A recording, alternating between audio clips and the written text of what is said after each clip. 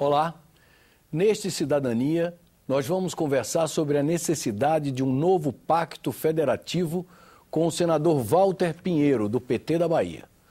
Senador, o senhor tem se destacado aqui no Senado defendendo a necessidade de uma redistribuição dos recursos entre a União, os estados e os municípios.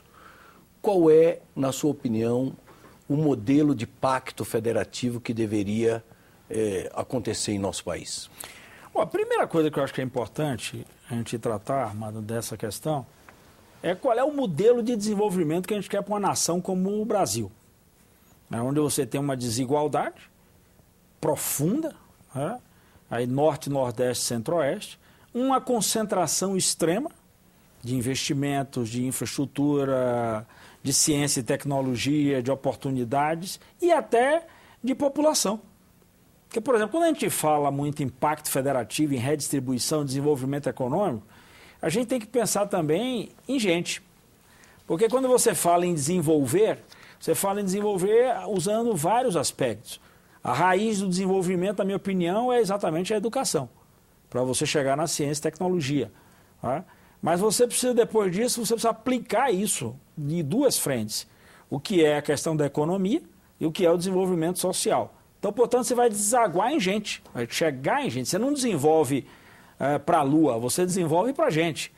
Então, é fundamental que se olhe essa questão. E no Brasil, a concentração sempre esteve também no centro-sul, ou até no sul-sudeste de forma mais expressiva. Então, quando a gente fala assim, mercado, São Paulo tem 45 milhões de habitantes, a Bahia tem 15.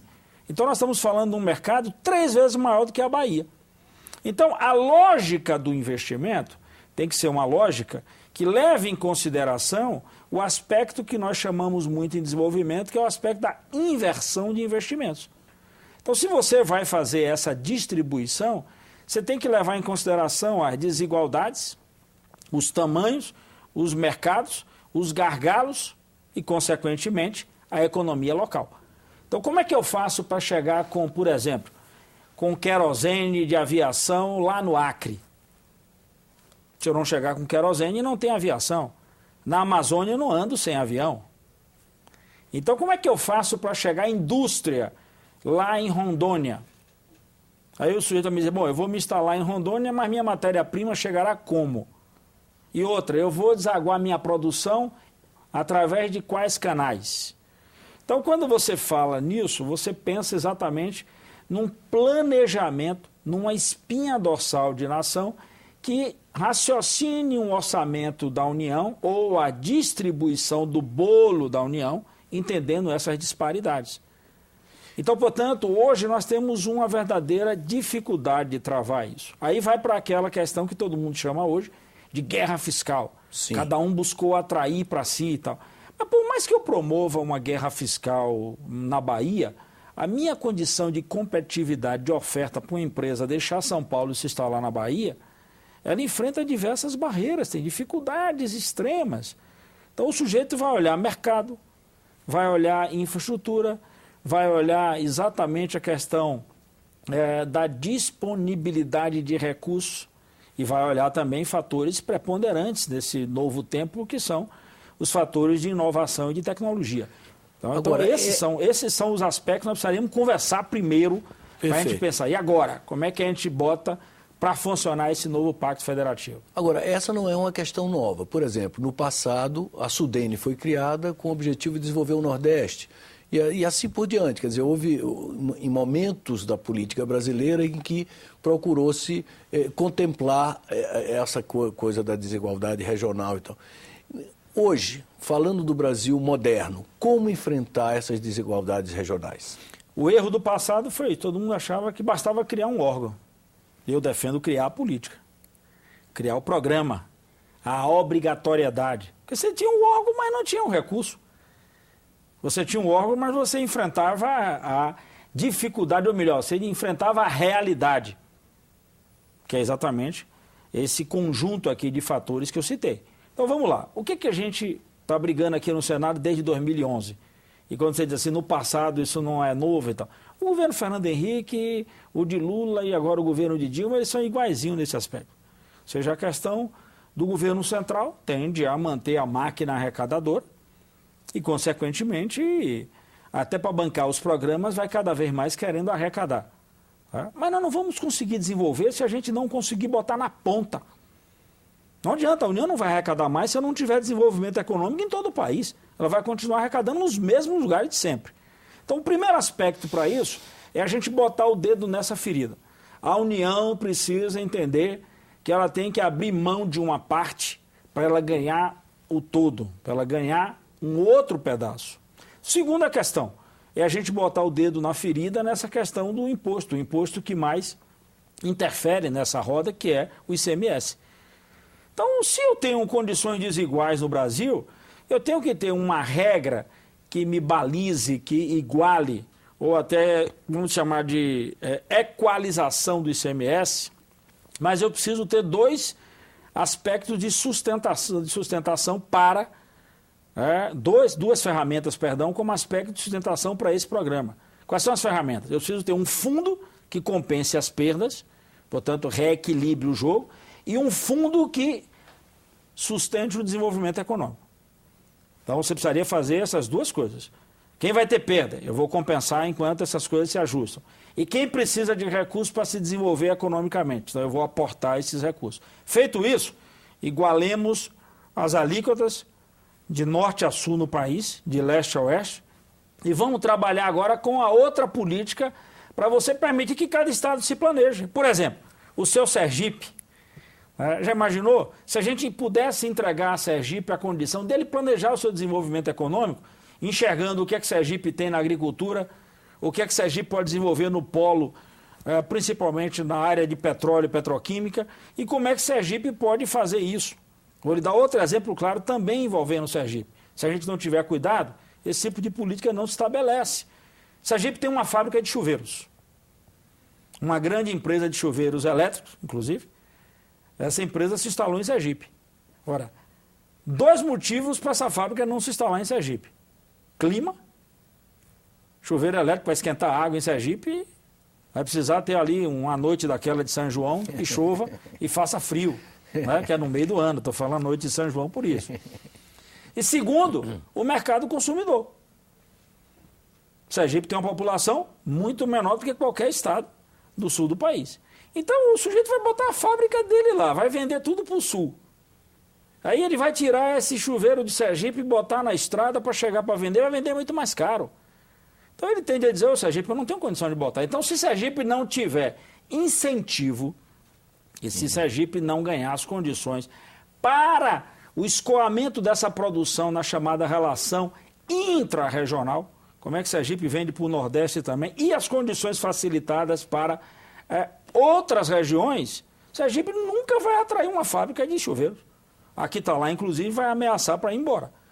Isso vale para a indústria automobilística, vale para qualquer outro setor. Então, portanto, vão condenar Sergipe para dizer, não, Sergipe só pode botar fábrica de biscoito. Estou falando Sergipe, pelo amor de Deus, não é punindo Sergipe, não, mas a mesma coisa para a Bahia. Quer dizer, não vão botar fábrica de biscoito porque o povo tem que comer biscoito. Ou até uma fábrica de biscoito que venha da farinha, que eu aproveito a farinha da Bahia e faço biscoito. Então vai nos condenar isso. É importante a gente ter fábrica de alimentos para alimentar a nossa gente. Mas é importante também eu ter fábrica que eu possa, inclusive, verticalizar a produção com diversas coisas da terra. Por exemplo, o setor mineral, aproveitar a riqueza mineral que o Nordeste tem ou que o Norte tem. Aproveitar, hoje eu diria, a energia do vento. Então você desenvolver a partir daí. Então você faz isso com medidas combinadas. Então um pacto federativo, ele tem que ser um casamento entre o meu desejo de ajuste fiscal, a minha vontade de equalização para poder, inclusive, fazer a distribuição equânime e, principalmente, o meu desafio de fazer desenvolvimento local. Então essa é uma briga que eu não encontrei. O que eu fico mais perplexo, e quando eu falo que eu não encontrei apoio, é que se a gente for fazer aqui, se a gente for mensurar aqui no Senado, eu poderia dizer que o placar aqui deveria ser 24-3.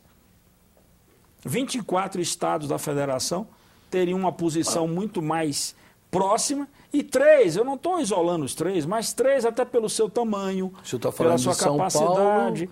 São Paulo, Rio e Minas Gerais. E até estou botando Minas nesse bojo, apesar de Minas ter um pedaço de semiárido muito grande, o norte de Minas tem pobreza, mas é um estado grande.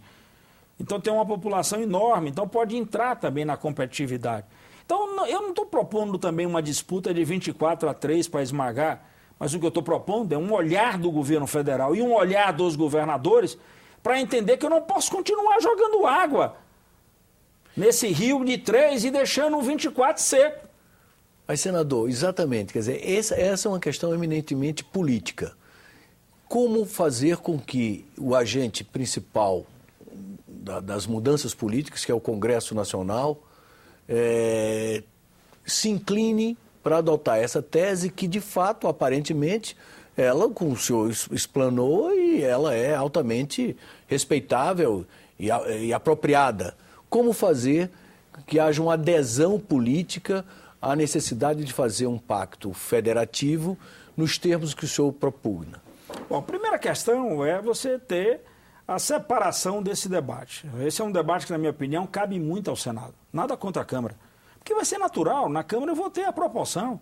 70 deputados do estado de São Paulo contra 39 da Bahia. Mas eu posso botar 70 de São Paulo contra 8 de qualquer estado do norte. Ali os pequenos estados da federação. Então é desigual, é desproporcional. No Senado, não. No Senado são 3-3, eu até brinco, é 3-3, 0-0, está empatado. Então, na realidade, como é que a gente poderia fazer isso? Primeira questão é um envolvimento dos governadores disso. Eu estou chamando a atenção disso agora, Armando, do seguinte aspecto. Eu quero ver na campanha agora os candidatos ao governo do Estado se vão apresentar programas com não sei quantos itens, sem botar o dedo nessa ferida. Porque todo mundo vai dizer, eu não tenho como governar o Estado. Quem está governando hoje está reclamando, problema de custeio e tal. Eu não resolvo o custeio com financiamento. Então, essa é a primeira questão, envolvimento direto dos governadores com o Senado da República, para a gente tratar dessa questão como uma questão vital para o Estado brasileiro. Segunda questão, eleger quais são os pontos. Então, nós já fizemos aqui uma reforma do ICMS em importação. Agora nós temos que fazer a questão da dívida de estados e municípios, no seu aspecto, inclusive, da redução dos juros e no seu aspecto do alongamento. Terceira questão disso é você resolver a questão do ICMS. Com a reforma tributária. Com a reforma tributária. Estava aqui na pauta do Senado para ser votado, houve um recuo até por pressão do governo central e por pressão de um estado da federação, que foi São Paulo. É lícito São Paulo fazer a pressão, não estou achando absurdo, mas é inadiável isso. Então, botar esse debate, que é você igualar o ICMS no Brasil inteiro, mas vir com os dois suportes, o Fundo de Compensação e o Fundo de Desenvolvimento. Quarta questão é tratar das regras para você distribuir, por exemplo, os recursos que são oriundos de uma riqueza de comércio, hoje com um transporte que é ultra facilitado. Que eu estou me referindo hoje à questão da como a informação circula, ou, numa linguagem que todo mundo conhece, o comércio eletrônico. O ano passado nós tivemos uma mobilização de quase 30 bilhões de reais de comércio eletrônico no Brasil. Então, se você não distribuir essa riqueza, ela vai ficar concentrada nos lugares onde tem a infra, no lugar onde tem um produto e no lugar onde tem o data center, o call center. Então, imagine, eu faço uma compra eletrônica na Bahia, eu faço uma compra eletrônica em São Paulo, ela tem pesos diferenciados. Eu faço uma compra eletrônica na Bahia, em Sergipe, quem vai ganhar é o estado de origem. Bahia e Sergipe não ganham nada. Essa questão foi discutida no foi Senado e o Senado aprovou. E está parado na Câmara. E também está no Supremo. Isso. Foi judicializada. O Supremo, inclusive, deu uma cacetada na cabeça da gente. Que disse que só é para ir mesmo imposto para a origem. Ora, o produto sai de lá, quem está pagando é o sujeito lá da ponta. Então, o sergipano que está me ouvindo aqui agora, lá de Itabaiana, acabou de comprar aqui nesse instante aí, em qualquer site da vida aí, o imposto reverte para o Tesouro. O produto vai chegar na casa dele, o dinheiro foi o dele. O imposto vai todo lá para São Paulo. Sergipe não veio, Itabaiana, coitada, nem pensar. Então, assim, esse é o quarto ponto. O quinto aspecto dessa história toda é exatamente o aspecto que eu chamo muito da convalidação, mas não a convalidação do CONFAS, mas a convalidação das posições de desenvolvimento de cada estado. Eu preciso, no meu estado, ter o poder de decidir qual é o vetor de desenvolvimento mais adequado. O Porque senão alguém vem de lá para cá e diz, eu vou lhe emprestar um dinheiro aqui para você fazer algo que não tem nada a ver com a matriz, algo que não tem nada a ver com a minha realidade, algo que eu tenho dificuldade de escoar essa produção. Então, o senhor está defendendo maior autonomia para os estados, para os secretários de fazenda de cada estado? E também para poder trabalhar muito mais antes da fazenda, para eu trabalhar no meu plano de desenvolvimento econômico. Mas isso não acirraria a chamada guerra fiscal? Não. Em detrimento da economia global? Se você faz aquele outro item que eu citei aqui, ó, eu traço um aspecto do ICMS único no Brasil. Cria os fundos de compensação e de desenvolvimento. A política lá de desenvolvimento faz você. Então você não vai poder dar mais do que eu. Que a guerra hoje é essa. Tem gente que está tendo dinheiro de sobra e aí chama a empresa e diz, eu pago até a conta de sua água e de sua luz aqui para você funcionar. Aí o sujeito vai para lá. Por exemplo, quem está hoje recebendo dinheiro dos royalties do petróleo pode bancar com os royalties do petróleo a atração de investimentos. Por que a gente quer os dois fundos? Para a gente distribuir condições iguais. Eu recebo pela perda que eu estou tendo. Então, por exemplo, São Paulo passaria a receber mais do que a Bahia. Mas eu recebo o Fundo de Desenvolvimento Econômico mais do que São Paulo, porque eu preciso me desenvolver mais do que São Paulo. Já existe uma proposta formulada nesse sentido? Existia aqui na casa. Nós chegamos a debater o projeto, a medida provisória 599, que tinha exatamente esses aspectos que eu estou falando. E o que foi feito disso? O que foi feito disso foi que se cedeu a pressões, principalmente dos estados maiores, e aí se puxou o freio de mão. Engavetado. Engavetado. Então, assim, eu reclamo muito dos governadores. Eu acho que os governadores tinham que arregaçar as mangas, acampar aqui e dizer, nós queremos isso. Não dá para ser, porque senão não adianta ficar governador chorando. Um exemplo disso, o que é que os governadores fizeram nesse último período? Todos os investimentos que estão acontecendo nos estados, todos, a base dos investimentos são empréstimos. A Bahia, por exemplo, captou 5,6 bilhões entre BNDES, Banco Mundial, Banco Interamericano, enfim, você sai catando. Então os estados vão se endividando. Você até tem um recurso enorme para investimento. O correto é a gente ter recurso para investimento? É, mas o correto, o melhor de tudo é a gente ter recurso para investimento, que saiam esses recursos dos cofres da União, mas que eu também ganhe a capacidade, com o meu desenvolvimento local, de gerar recursos para investimento. Vou lhe dar um dado. Eu fui secretário de Planejamento do Estado da Bahia em 2009 e 2010. Em 2009, a receita corrente líquida da Bahia era aproximadamente aí os seus 20 bilhões. 15, vamos botar aqui a grosso modo, a Bahia tem mais ou menos isso, 15 bilhões de arrecadação do ICMS, e os 5 bilhões eles vêm do Fundo de Participação de Estados. Então, 20 bilhões. Desses 20 bilhões, Armando, eu não consigo aplicar 2 em investimento. Eu não consigo separar 10% da minha receita corrente líquida para fazer investimento. Porque vai custear, o dinheiro vai para o custeio. Então, na realidade, eu preciso aumentar a minha receita corrente líquida para eu bancar meu custeio, mas eu também bancar o meu investimento sem ter que me endividar. Quando eu vou fazendo investimentos na infraestrutura através de esse nível de endividamento, eu coloco dificuldades para frente.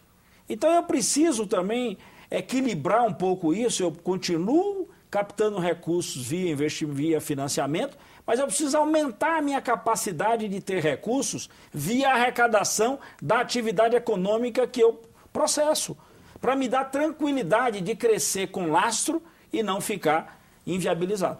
Falando em endividamento, está em discussão a questão do indexador da dívida dos estados e dos municípios. Qual é o seu posicionamento? Por que esse assunto, que interessa a todo mundo, que parecia praticamente já acordado... Que estava junto com os outros dois, estava junto com o ICMS e com o comércio eletrônico. Por que esse nó não se desenrola?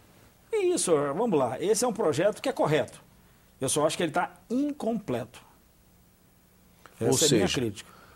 O senhor poderia explicar? Vou dizer por quê. Vamos lá. Primeiro que ele tem, na minha opinião, ele tinha que estar num contexto.